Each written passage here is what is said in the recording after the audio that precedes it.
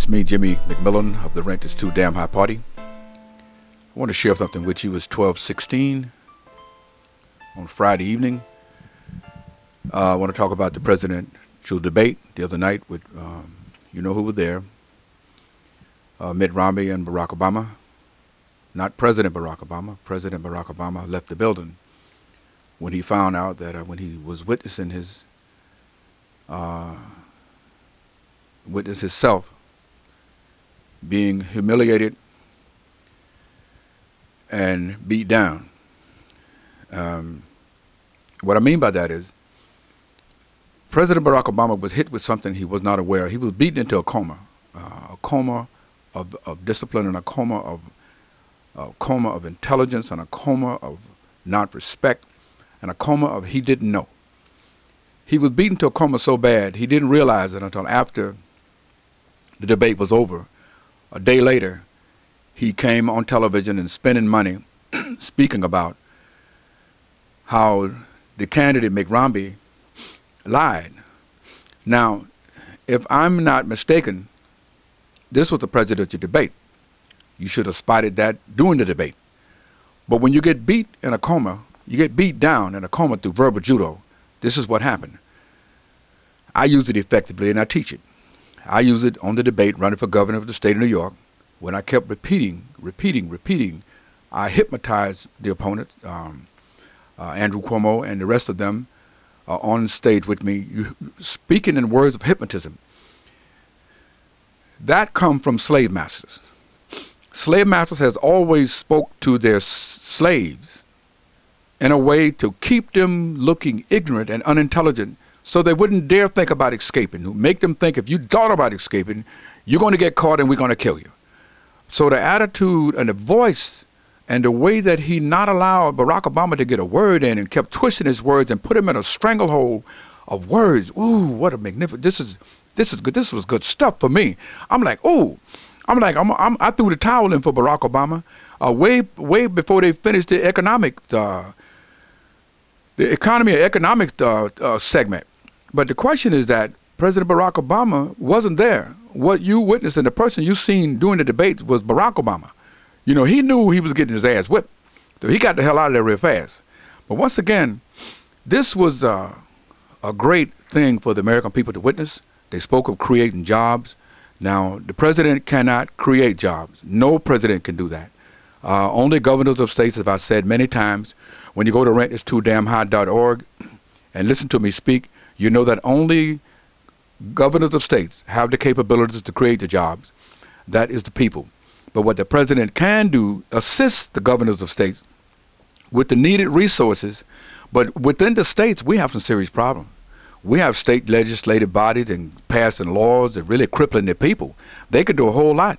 They just don't have the ability to think, to work, to help the people. They're not thinking about the people. They're thinking of corporations and money being raised for their campaign to get reelected. So the question is, why did you vote this year, 2012? You wasted your time. There was no reason to run and vote for one city council, one state assembly, one U.S. senator, one state senator, well, whatever election that I didn't call, or whatever election it were. You should have stayed home. The only election I felt was worth voting for me as an individual was the presidential race, which is coming up. The presidential race, I would not vote for Mitt Romney because Mitt Romney came out and said that he do not support the very poor.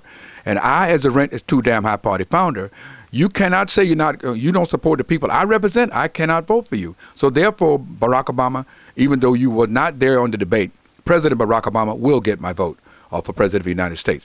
Now, I hope that all of you carefully, the young people, pay attention to this and take this very seriously. The presidential candidate was asked questions by a moderator. The questions that was asked to the presidential candidates wasn't questions relevant to the President of the United States.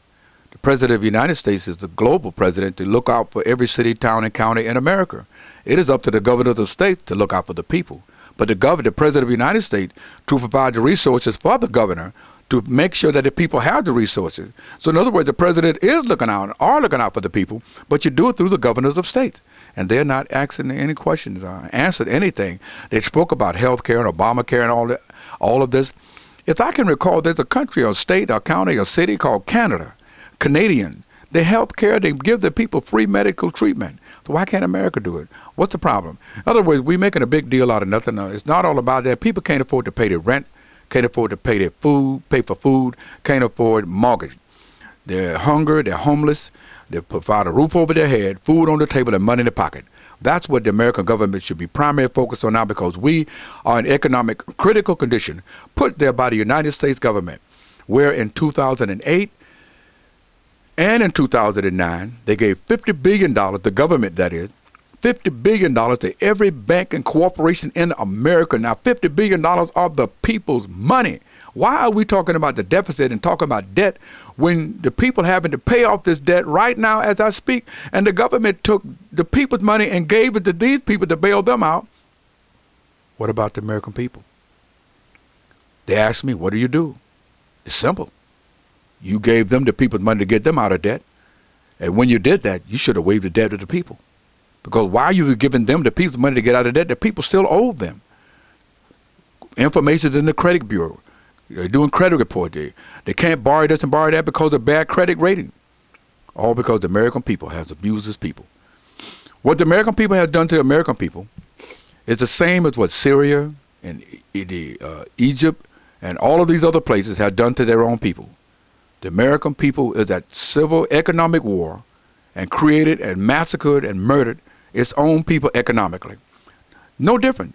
Syria is doing it physically. America is doing it economically. Africa is doing it physically.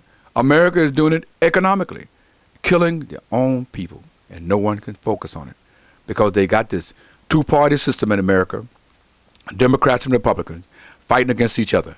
Oh, by the way, during the presidential debate, the questions was not asked to candidates running for president of the United States. It was asked to people who are running for president, who wanted to be, who don't know how to be president of the United States.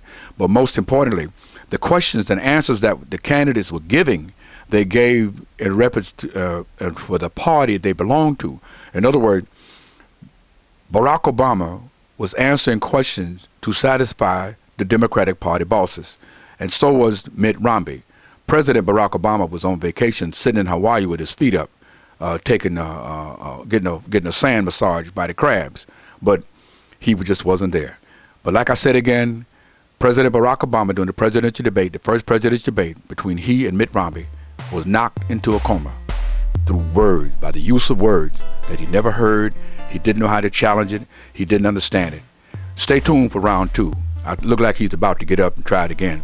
Okay, I think that's coming up on the 16th of October at Hofstra University, 2012. This is Jimmy McMillan for the Rent is Too Damn High Show, 1224. And I'll speak to you. Uh-oh, he's getting up. Are we going to go to Hofstra University? You think he can make it this time? Okay, we're going to go. Sorry, got to go. Bye.